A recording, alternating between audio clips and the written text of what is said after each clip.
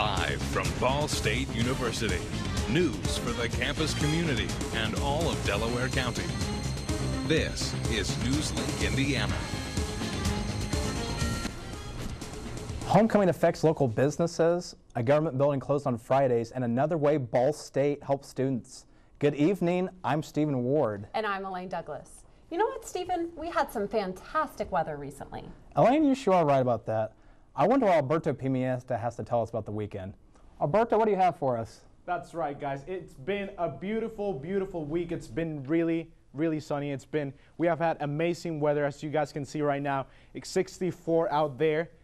It's 49, the dew point, 30 on the pressure. And then also tonight, you can see the low is going to be 51. Wind coming from the southeast at 7 miles per hour, and it's going to be mostly clear, so it's going to be a beautiful night. So if you want to really enjoy homecoming, then tonight is the night to do it. It's been a great day already, so if you were doing activities for related to homecoming, it was also a great day to do that. And then for this weekend, and coming up in my main weather, we'll have amazing temperatures for game day. It's going to be around 80 degrees that day. And then, right now, we're going to toss it to Erin Edwards in Riverside Avenue. With the warmer weather we've been having all week that will be continuing into the weekend, bed race participants are excited to race right down Riverside right here tomorrow. We caught up with one girl today who is excited to wear less layers. The warmer weather will be better for bed races because we'll have less clothes on, so we can probably run a lot faster. Now, if you want to come out tomorrow and support Lindsay and her team, you'll be asked to stand behind the orange fence.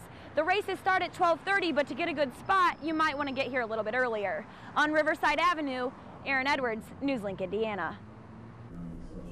The bed races kick off homecoming weekend's events. Drivers might want to avoid Riverside Avenue tomorrow afternoon.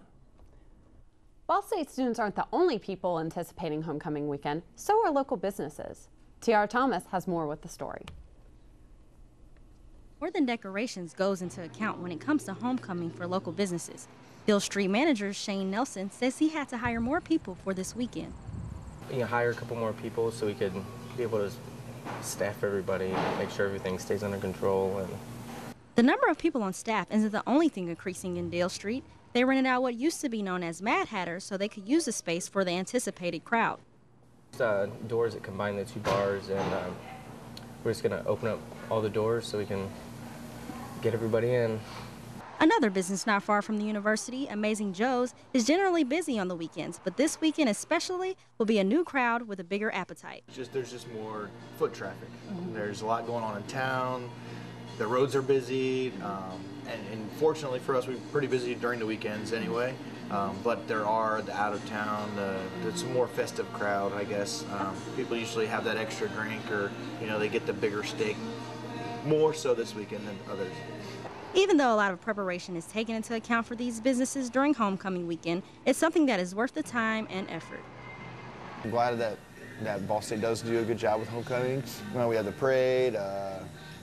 It's a fun time of year, so we look forward to that weekend every year. Thank you, Tara. We'll have more about homecoming events later on in entertainment and sports.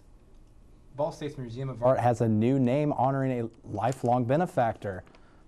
David Owsley is being honored for his dedication to expand the arts program. The 82-year-old former Muncie resident plans to donate $5 million and about 90% of the art in his collection. Owsley is a grandson of Frank C. Ball, one of the 5 founding fathers of Ball State. The Office of Student Rights and Standards at Ball State University has a student aid fund that offers temporary financial assistance for emergency situations. Elena Jackson spoke with a graduate assistant in the office. I think the fund's a great idea. I think where the idea and kind of the philosophy where it came from is in the right place. I think that the foundation, since it's through the foundation, I think it's a great resource for the university and students.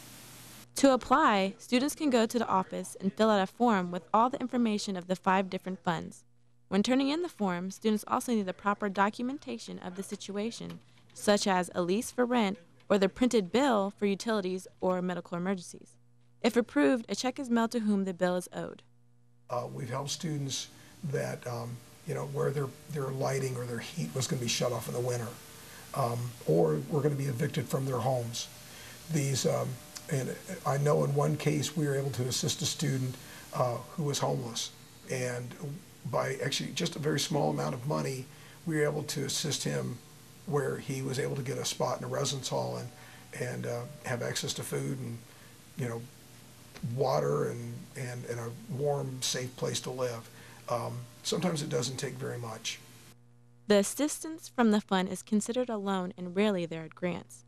Most loans have a specific repayment date, while some don't. These recipients are asked to contribute to the fund once they graduate or become financially stable. In Muncie, Alana Jackson, Newslink, Indiana. The Office of Student Rights and Community Standards is located in the basement of the Student Center, right across from the Parking Services office. And after the break, new changes are coming to the county building that not only affect the public, but also county workers. And news from around the nation. Stay tuned.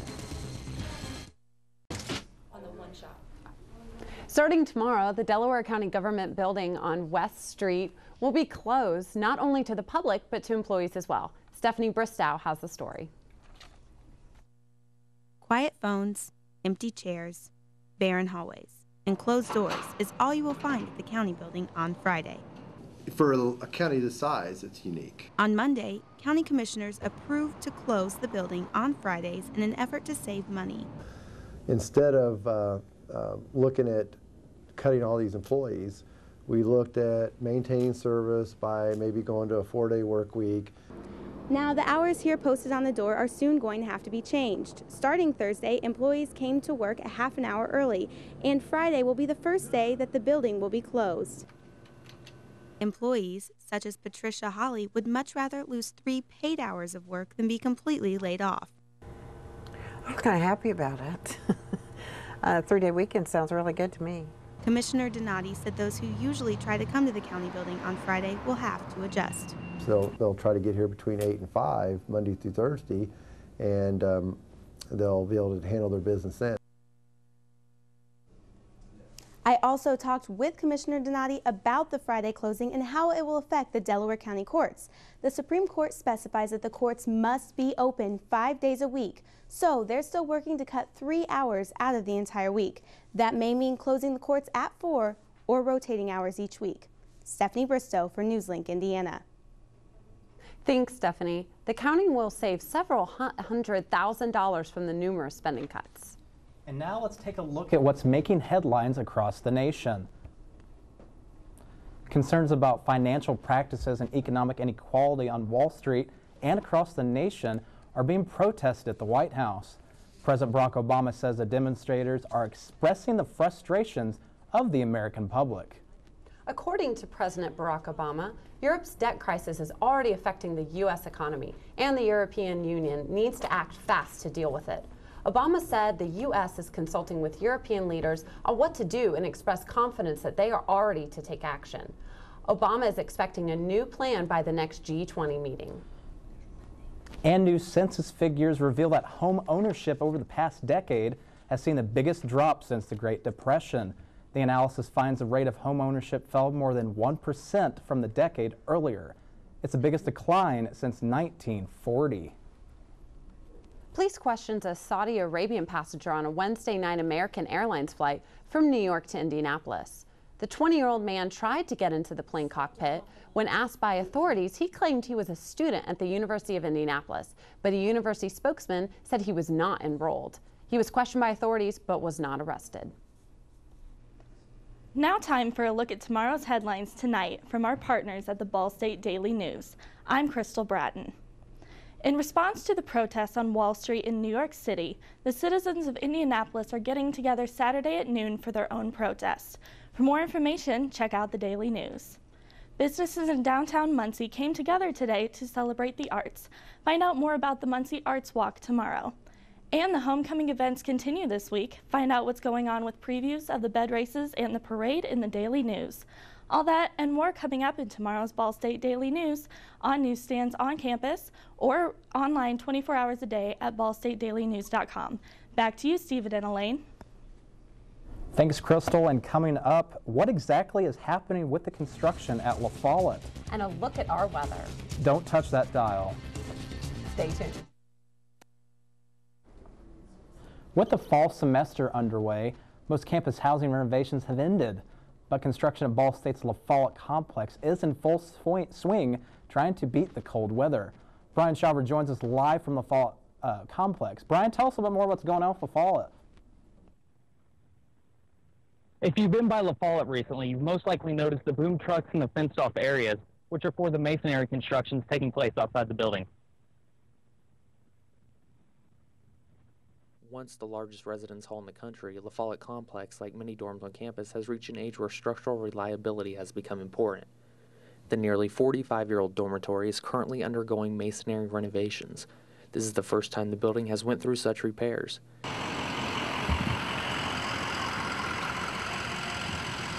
Campus housing officials say that a major reason bricks are being replaced is due to cracking that wasn't addressed when residence halls were originally designed.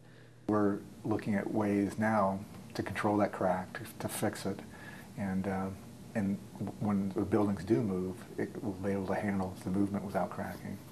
These exterior repairs, along with other housing repairs, are all included in a master plan made by housing officials. This plan includes future projects as well as a timeline for every residence restoration project. While a 5-month project like La Follette's takes longer than just the summer to complete, that doesn't stop student frustration when it comes to dealing with the effects of the construction daily. Right around they started working by our window is when class started. So it was like we already not used to being in college, and then now we got to wake up earlier than normal because of construction work. It's loud in the mornings when they're working on it, hard to concentrate. Parts of La Follette construction are now wrapping up, giving students like Brianna Williams more quiet time to concentrate on schoolwork. I've got kind of more focused on being in my room and studying instead of going out into the lounges and then you end up playing games and stuff. Edwards said this project took off around this time about a year ago and made preparations to start the project as soon as school was out. When students are out of here, we try to get in and get it done. But this is such a large building, it takes a little while to do it.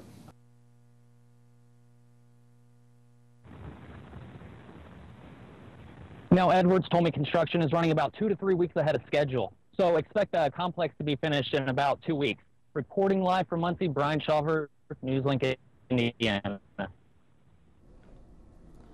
Housing officials say the next projects on the list are Woodworth and Elliott Halls.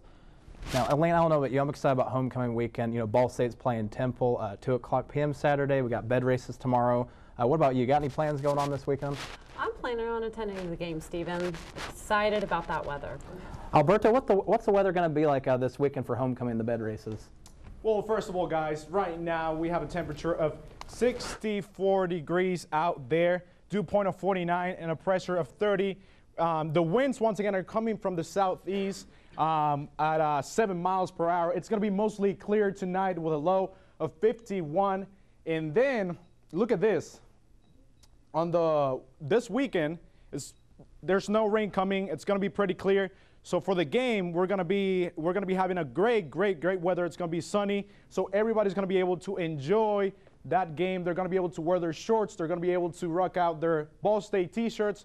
And for tomorrow, it's going to be at 9 a.m. It'll be sunny with a temperature of 56. Noon, 71. It's still going to be sunny. And then at 6 p.m., look at that, 76 degrees. That's awesome temperature. So for tomorrow, I know there's a lot of people who want to enjoy the bet races. Look at that at 9 a.m. I know the bet race is at noon.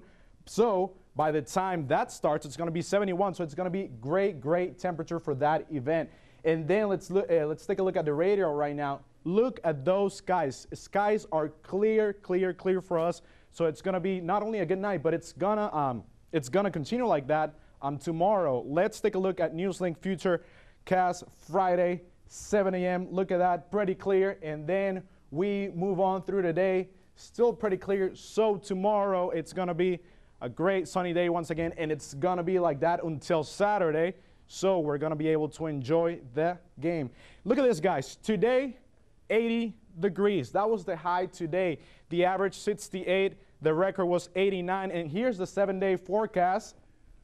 We have 81 for tomorrow, 81 on Saturday for the game. It's going to be sunny once again. It's going to be a great day to enjoy Ball State versus the Temple Owls, guys. It's going to be a pretty good day to enjoy some football, and hopefully Ball State is going to keep winning. Oh, I hope so too. Coming up next, tonight is Air Jam, and the fans are ready for this favorite homecoming event.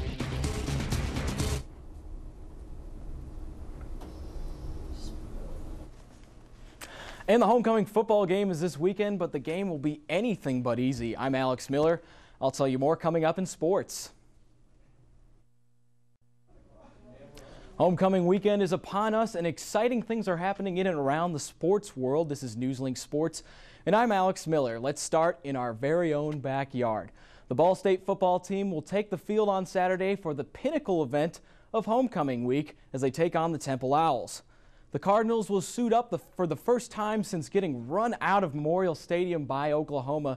They open MAC play against one of the elite teams in the conference, and Coach Pete Lembo knows that the offense needs to step up their game this week. The Owl defense ranks in the top 10 in the nation for points allowed.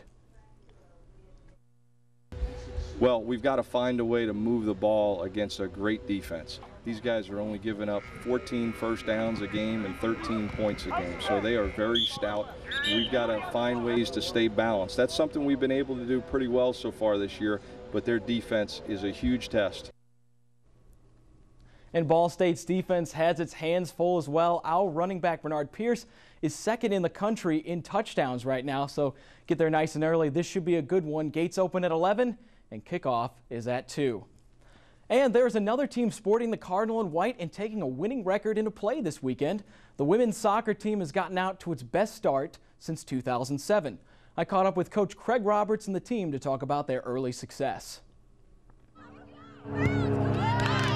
Ball State's women's soccer team has netted 8 wins, already surpassing last year's total of 7. We're delighted with how the season's gone so far. And delighted they should be. This team has had inflated numbers on the wrong side of the win-loss column for the last 3 years, going 9-10 in 2008 and winning only 4 games in 2009. Defender Bridget Reeder was a freshman that season. Coming in freshman year, there wasn't quite the level of intensity, the level of competitiveness, or just unity for that matter. But one big change that has been apparent this season is goal scoring. The Cardinals are currently outscoring their opponents 24-17. We finally put goals away, we finish opportunities, and that's ultimately going to win games, obviously. And Roberts vows his team won't get carried away with the early season success as they turn their attention to conference play. We're not getting ahead of ourselves. We understand that it's a process. We're not in a sprint here, we're in a marathon. And the women's soccer team starts a big 4-game homestand tomorrow afternoon against Akron and Ohio this Sunday, not Ohio State. All games are at the Briner Sports Complex and are free to attend. And last but certainly not least, we are in the heat of the MLB playoffs right now, and as we speak, the Tigers are battling with the Yankees. The score of that game is 2-0 Tigers. But let's head to St. Louis for some highlights last night. As you can see, Phillies have the Cards at the ropes, but guess what? This is time for a hero to step in, and who better than David Freese sends this one to left field. This will drive in 2 and put up the Cardinals early, 3-2 in the 4th inning. And guess what? David Freese is not done with his work yet this evening. Later on in the 6th inning, sends this one to deep center field, the deepest part of that ballpark. It was well over the fence. Puts the Cards ahead 5-3 for good. They're going to send this one back to Philadelphia tomorrow night for elimination game. And these two teams were not the only one to match up last night. The Diamondbacks and the Brewers also faced off. Diamondbacks trying to stave off elimination from Prince Fielder and the Brewers. Bottom one, Ryan Roberts has the right idea, sends this one to deep left field. That's a grand slam, 4 runs the easy way. That puts them up 4-1. The fans are loving it. The very next pitch, Chris Young pounds this one to deep center, left center, That's the deepest part of that ballpark as well. Diamondbacks go on to win this one 10-6. They send this to an elimination game tomorrow in Milwaukee. So, coming up next, an update on the dispute between ESPN and Hank Williams Jr. Entertainment is next. Welcome back. I'm Kevin Roth with your Newslink Entertainment. It's homecoming week at Ball State, and events have been going on all week leading up to Saturday's football game. I got a chance to catch up with a few of the over 3,300 fans and participants of tonight's event, Air Jam.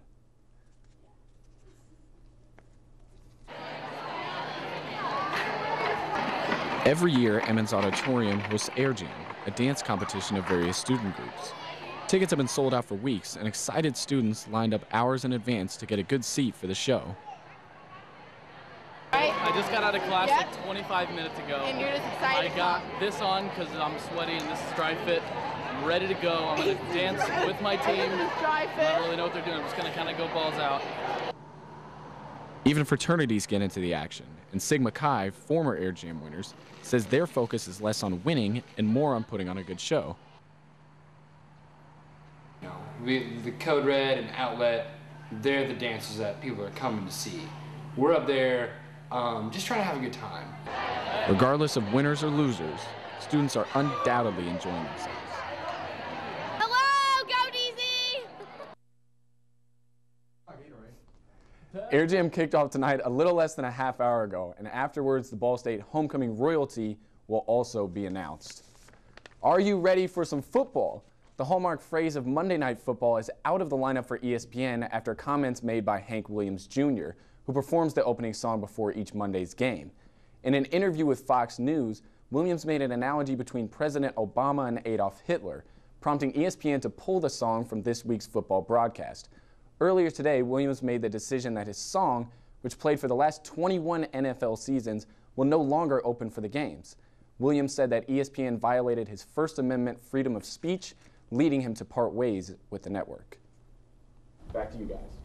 So, Alberto, do you have any plans this weekend for a homecoming? Going to go do the bed races or the football game at 10? Well, I'm planning to attend the football game. Look at that, Saturday, 81 degrees, so it's going to be great temperatures to enjoy some football. I'm really excited. I might have to put on my shorts and everything and maybe go for a jog. It'll be worth it.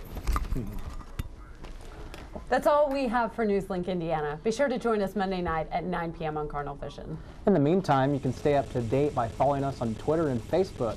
Thanks for tuning in, and good night.